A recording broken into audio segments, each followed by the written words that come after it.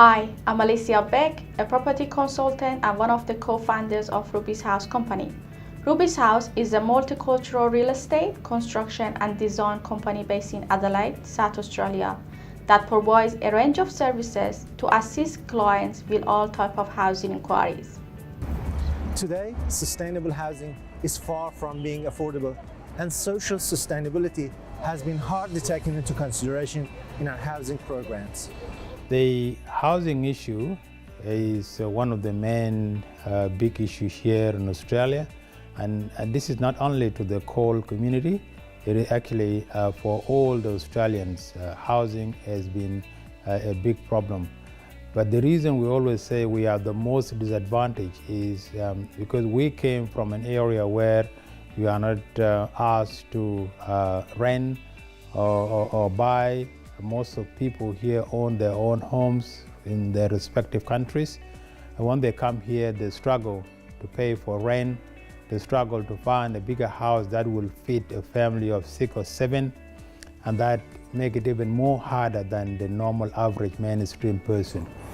A large number of people that we are dealing are people who are arriving in South Australia and the humanitarian program of Australian government.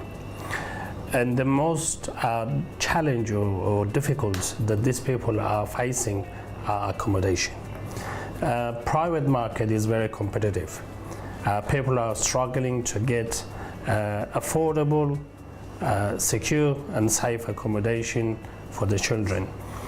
We are receiving every day many cases that they are struggling to get an affordable accommodation for their children. And therefore we are referring those people to Housing SA or other community housing. So purchasing a house is a challenge for the new arrival of our client.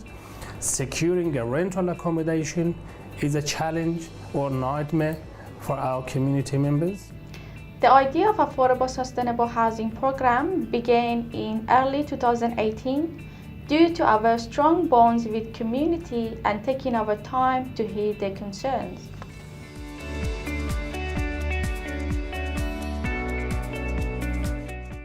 As a result of that, we engage with people from different sectors of industry, academic world, community leaders and those politicians who have found the housing challenge quite realistic and to address the housing needs of vulnerable and lower income South Australians who have no hope of purchasing their own home.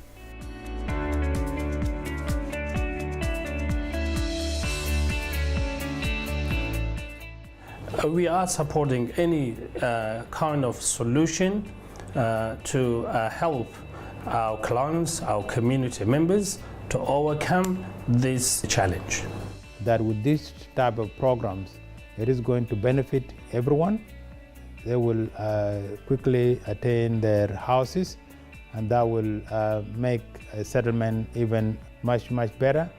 And this is going to be really addressed, and I'm really very excited, and I can't wait for that time to come where my members will all be happy again. The outcome of a year worth of research and long hours of technical discussion was launched on the 5th of December 2018 with the presence of academics, community and industry leaders as well as government representatives.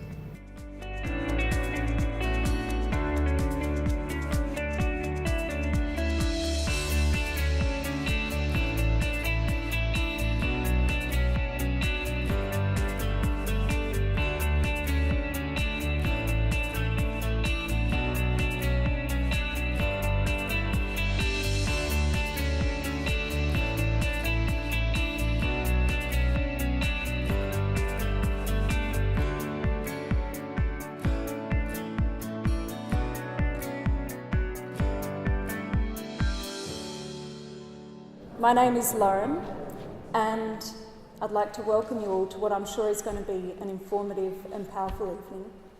I'd like to begin this evening by welcoming Michael O'Reilly for the Welcome to Country.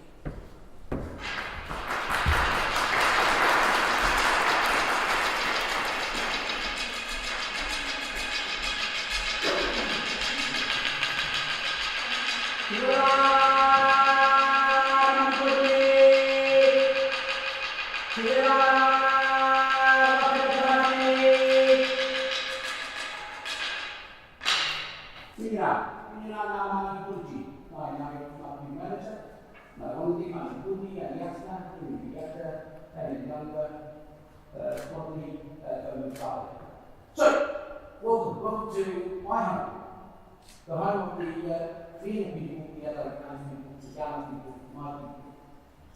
And also known as the Big Drinking Place, being at ASHP. And so, as the welcome does, it's about asking you where you were when you come to a place, and I hope you are well. But also it's an invitation. It is an invitation that in some ways is being called out to my spirit people to let them know that we're here and to keep you safe and to look after you whilst you're here. And so therefore it's your home as well. And I hope that we think and feel that it is your home.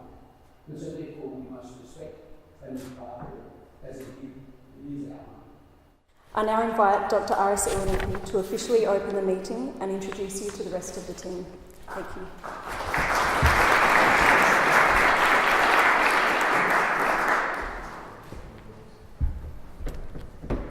Hello, and thank you, Lauren. I'd like to introduce you to this amazing team, and I'll just explain a little bit why I'm here. My background is planning and heritage, and I have taught at universities in issues in urban and landscape sustainability, which at the time was an award-winning students course, as well as professional planning practice. And I'm very passionate about planning that is inclusive, tolerant, affordable and sustainable. So it's informed my life really over 35 odd years. I'm really excited to be here because I think this is very special. The team tonight is going to present their ideas about affordable housing. I think it's wonderful to see new ideas come into this country, and I'm looking forward to seeing what the company comes up with in terms of a different approach. I'd now like to welcome Dr. Sean from ARCO Consulting Company to give a deeper insight into Adelaide's housing data analysis. We too at the ARCO Consulting Company were engaged with this program to articulate the data and its power to find the potential gaps and needs of the community for the further attention. Therefore, the data was taken from governmental sources. We put them together and drew a map to trace the gaps and needs much further. In our study, we analyzed major different councils areas across Adelaide. It showed that nearly 1/3 of these people and population are renting in, like the private market, government housing, and so on.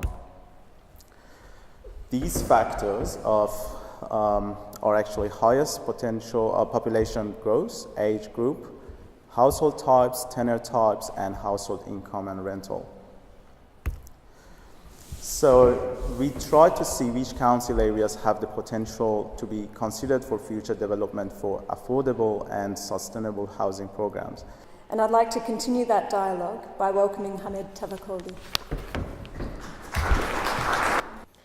As many people have noticed today, social and environmental sustainability are being chiefly separated from affordability. As a result of that, we engaged with many of you who willingly participated in our research for developing this program. The feasibility study in ASHP, Affordable Sustainable Housing Program, drifts over major question: how can we combine sustainability and affordability? As a prerequisite of environmental sustainability, we already know that the best land subdivision for achieving best orientation of housing projects could provide the north-south lots of land, which can efficiently absorb the sunlight and could considerably diminish energy consumption in a house. In addition to the environmental sustainability and the best orientation of a building, we have a research question ahead of us that asks how could we reduce building costs and generate social sustainability in the design process. The inquiry is a type of qualitative research which could be partially addressed by in-depth interviews. Accordingly, our research team have conducted a number of semi-structured interviews with a number of community leaders, from local indigenous people Northern and Central Africa, Middle Eastern and Asian communities. So we asked 3 open-ended questions from a number of selected participants, and these questions generated several points.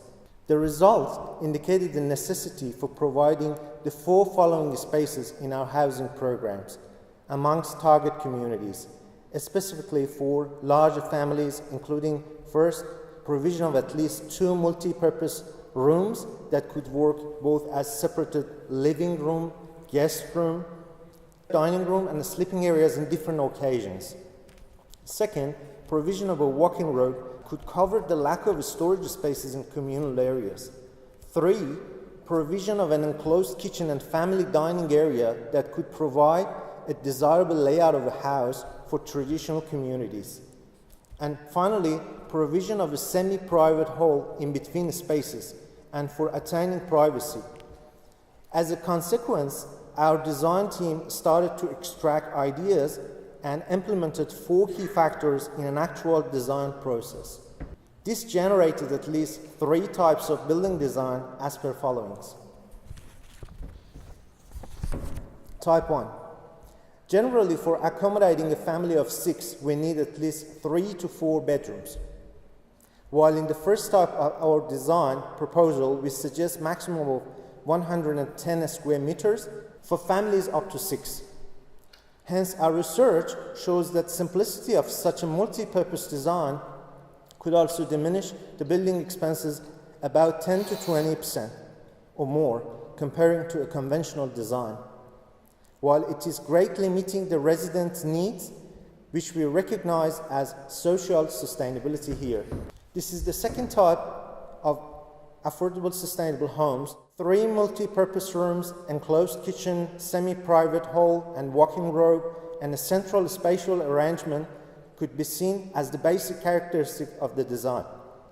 This simple layout also could generate practical methods for reducing workmanship costs, which will be discussed later today. In type 3, an opportunity could be made for residents for future home extensions, while the previously discussed arrangements still could be seen. So in this case, an extension of maximum 40 square meters is considered for future that could reduce the current expenses and generate building affordability at the time of the early phase of construction. Once such a micro-scale design and pre-design arrangements could partially fulfill objectives of the diverse communities in South Australia, at the same time, other aspects of design in the larger scale also need to be fulfilled for generating actual affordable sustainable homes. In this sense, I'm going to present you with the actual case study. The goal in this case study design was to apply the previously discussed 3 types of home design into a real-life physical juxtaposition. A case study research conducted on a number of land blocks in northern and southern suburbs, as Sean explained. Accordingly, this selected piece of land, shown by red, belongs to the government, which me and my colleagues used it for implementation of our design pilot project. As it mentioned earlier on video, our feasibility study, and for selecting this land, we looked at several socio-spatial factors such as social infrastructure and community facilities, strategic positioning in regards to transportations, population density, physical infrastructure, and that led us to identify this specific location. We also compared population density of some high-quality emerging suburbs with Playford and conclude that the population density in Playford could effectively be raised safely up to 20% per hectare. Looking in the wind direction and the strength, we scrutinize it practically on site for the purpose of controlling the disturbing winter winds, which is here presented by dark blue arrows. The project could benefit from locating higher buildings, for example 2-story apartments, along southern edges of the land, which are presented in red. In addition, the disturbing southwestern winds, which is presented by dark blue arrows, also could be decelerated by provision of two-story buildings along the western edges of the land, which now presented by dark yellow. The rest of the site could be utilized by one-story buildings and dense plantations, so the north and summer wind, showed by light blue arrows, could properly be slowed up but provide natural ventilation in residential environments. Solar north deviates significantly from magnetic north throughout Australia. In the city of Playford, shown in the red dot in the left picture, solar north deviates 7 to 8 degrees from the magnetic north. So an analytical sketch for generating best orientation subdivision of housing inside proposed case study in Playford could be something similar to the picture in the right. This orientation maximizes sunlight during winter and minimizes the east and west surfaces of the home, which must endure the strongest low-angled sun rays during the long days of summer. This procedure is maximizing absorption of solar energy that next presenter will discuss further, and could highlight the importance of the correct subdivision of land for achieving sustainability. Bureau of Meteorology of Australia has recorded an average of at least 400 to 500 millimeters of annual rain in Playford region. This considerable volume of water has to be incorporated into water-sensitive design in a way that could be used for watering plants and ameliorating urban heat in the proposed site. As a result, considering the size of the proposed land, which is 34 hectares, a large swale and rain garden is proposed in the center of the land, which could retain up to 136,000 cubic meters of stormwater annually on site. Nonetheless, due to the flat topography of the land, the existing northern swales could discharge the overflow of rainwater into northern agricultural irrigation paths, which are already existing. Talking about the current strategic plans, in this picture, the location of the proposed case study inside the development plan is shown by red broken lines. The site is being considered as merely suitable for residential as presented by pink and commercial development presented by blue around the southeast. Finally, our design team developed proposed concept plan for our case study in Playford. The plan shows how our research confirms that sustainability and affordability can be simultaneously achieved. The design accommodated two-story multi-purpose studio apartments in the southern front as for stopping the annoying winter wind, while along the proposed in-between commercial areas, it could generate a busy and active street ending to the railway station.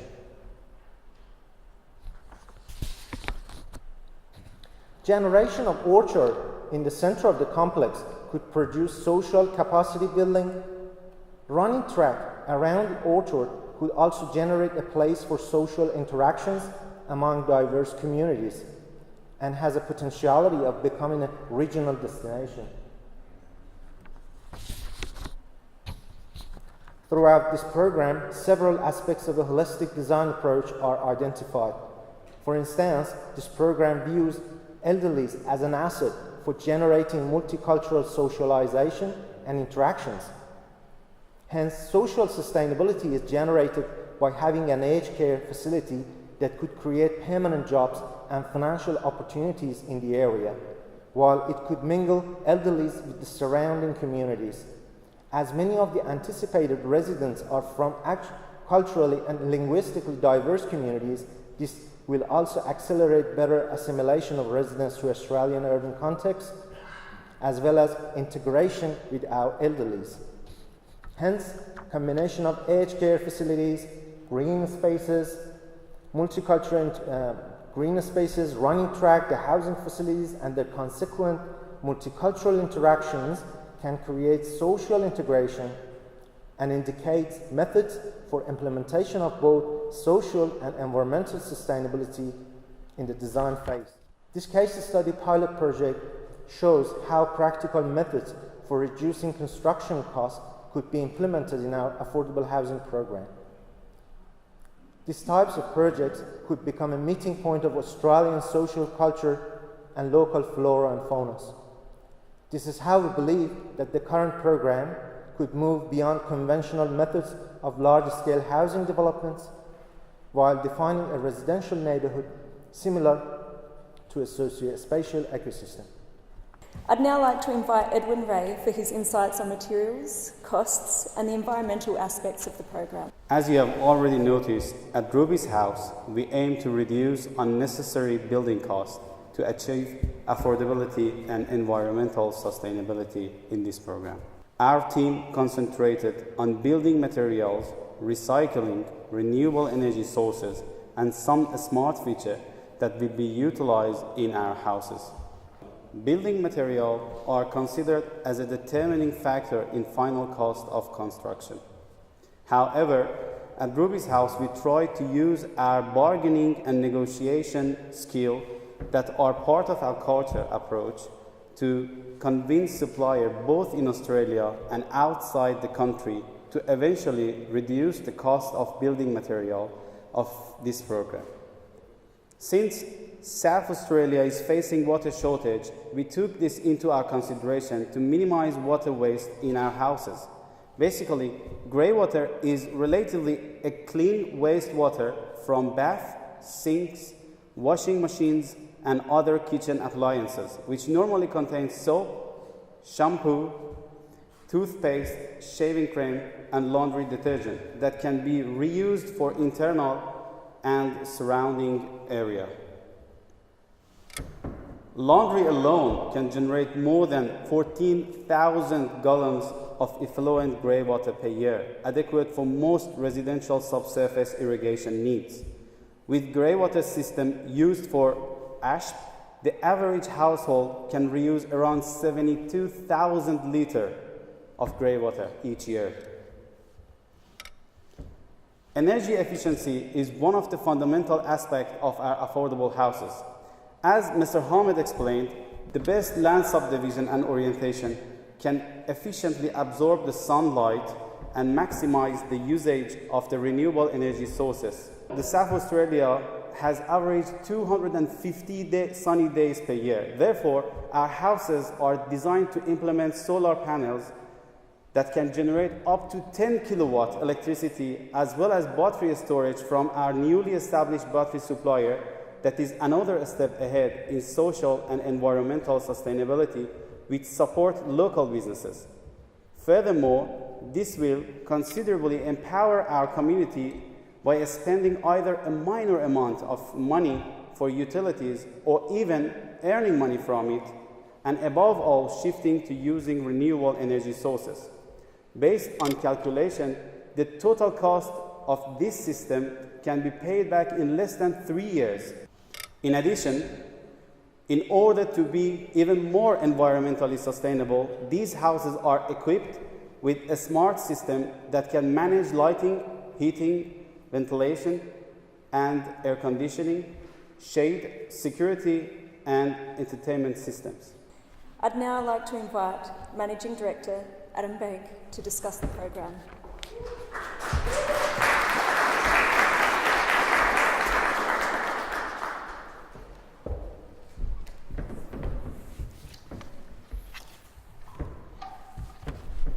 Ladies and gentlemen, I'm pleased to have a few words today in regards to our newly developed program. As a multicultural company, we challenge ourselves to answer the question of how I can help my community in a capacity I serve. As discussed earlier, the issues of affordability, sustainability, design methods, construction, materials, environmental aspects addressed rightfully. However, the journey does not end at this stage of theoretical discussion and business theories. We are a team of practice and pragmatics. This fact that community empowerment has a direct relationship with employment opportunities is clear to all those involved with this program, as well as people of politics. Therefore, we should not underestimate this power by any means. We need to engage the community to find solutions to their own challenges. Furthermore, our program will be engaged with training institutions like CITB and TFSA to collaboratively assist our employment training programs and the qualification. There are also a few words that I would like to say to the people who have power of making a decision. Our team had technically tried to come up with innovative methods to reduce construction costs, empower community, provide job opportunities, produce affordable and sustainable houses. We are also pleased to welcome any sort of facilitating measurement from policymakers to pave the way in fulfilling any affordable and sustainable housing program, especially in reducing the government administrative fee, which benefits vulnerable and lower income residents of our country. Our next speaker is Mr. Sean Osborne, Federal Candidate for Adelaide. Please make him welcome.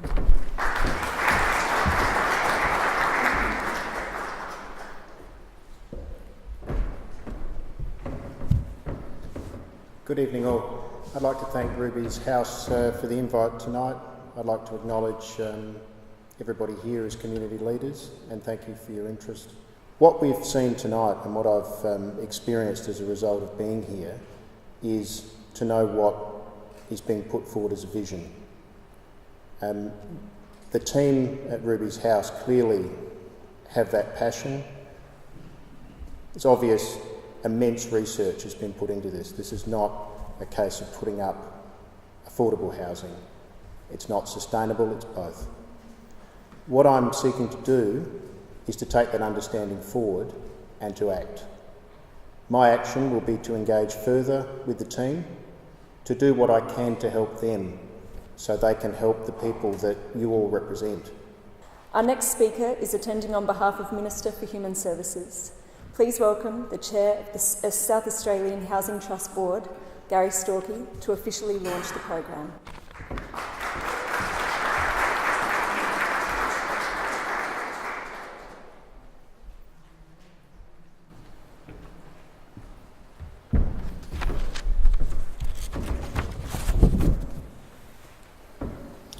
Several affordable housing enthusiasts, welcome. I first would like to acknowledge that we meet on Kaurna land today, and I pay my respects to elders past, present and future. Thank you for giving me the opportunity to represent the Minister for Human Services, the Honourable Michelle Lindsay, at this launch of affordable, sustainable housing program. She clearly understands that what you're trying to do in terms of both design and linking up with the various parties in collaboration, universities, not-for-profits, the community sector, industries and of course private investors. We understand also that you're trying to overcome the barriers with an innovative approach to make sustainable housing affordable and available to vulnerable people and lower income families here in South Australia.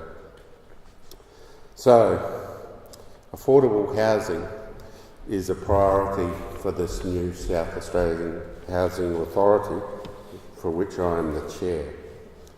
And the Minister, Michelle Lindsay, in choosing me to do this role, has clearly given me instructions that this government wants to re-establish the authority in the affordable housing space. It has been neglected and it's largely focused on social housing, and there is a large group of people who find it that they can get access to affordable housing, both for rental purposes and for purchase purposes. We want to provide pathways for people. We want to be able to allow people that could be suffering housing stress and housing problems an opportunity to a safe housing, but a pathway to affordable housing if and when their circumstances change. So we are also committed, like you, to finding new and innovative ways to boost the supply of affordable housing. And we can play a big role in this. We can utilise the land that we have to be part of the equation. We want to see innovation in design, and we want to see innovation in sustainable outcomes. So to hear that there is a group like this who's already down the path is exciting news to us. And doing it in a way where you're collaborating with the various parties. So I congratulate you all that have been involved in this and encourage you to keep moving forward because it's clear to me that in solving this there has to be more innovative solutions, particularly in the built form and in the materials and in the way that we use the land that we currently have available to us. So, in concluding, on behalf of Michelle, I'd like to, with great pleasure, launch your Affordable Sustainable Housing Program as developed by Ruby's House Company, and wish you a bright and prosperous future. Thank you. I'd now like to welcome back Managing Director Adam Beek to the microphone. Thank you.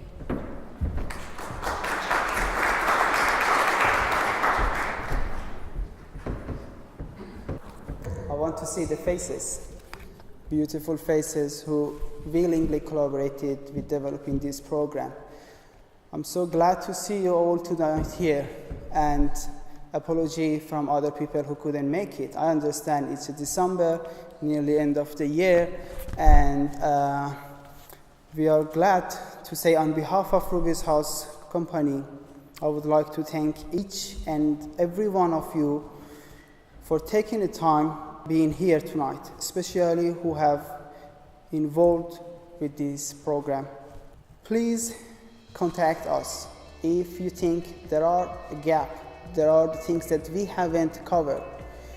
We just start this program and we want to develop it regardless of any collaboration from government. We are a community people, we are a multicultural company. We want to address this issue among the community. This is what we want to do it. If anybody is willing to help, it's more than welcome. If no, we won't stop and we are moving forward.